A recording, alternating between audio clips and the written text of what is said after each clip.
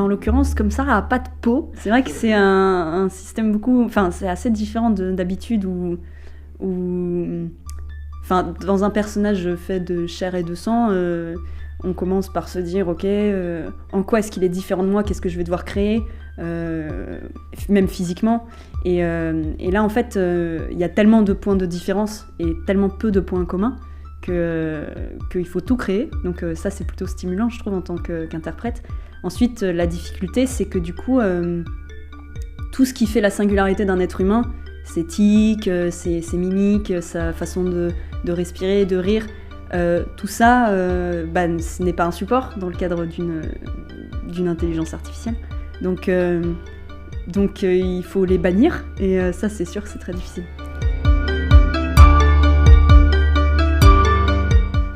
Je lui suis rattachable. Non, c'est forcément plutôt inquiétante, mais je suis biaisée par, je pense, plusieurs choses, notamment par le récit. Quand on sait ce qui se passe dans le récit, on a du mal quand même à la trouver purement attachante, je pense. Ensuite, ce que je trouve intéressant, c'est que de la même façon qu'en elle, il y a une absence de jugement, il n'y a que du calcul, en tant que lecteur ou lectrice, c'est intéressant d'essayer de se dire, ok, je vais essayer de ne pas juger et de plutôt calculer, concevoir. Donc je trouve que c'est un exercice intellectuel particulier.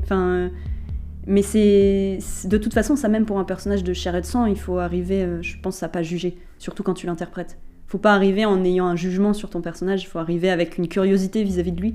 Et là, c'est sûr, elle est infinie, cette curiosité, vu que c'est une créature extrêmement loin de moi, des humains.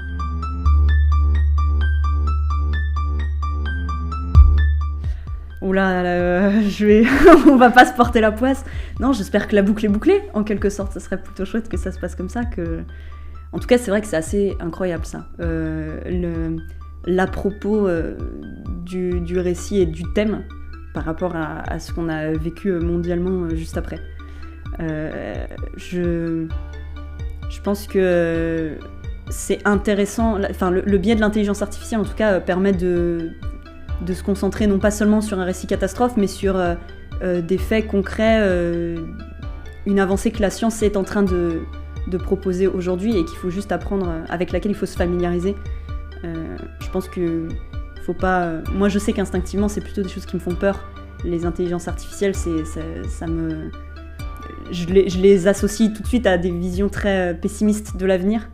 Et en fait, je pense que plus on se documente sur ça, on apprend à se familiariser avec ça, plus on se rend compte de ce que ça peut aussi permettre, et qu'il faut juste, comme tout, être lucide sur la question et pas utopiste ou pas naïf.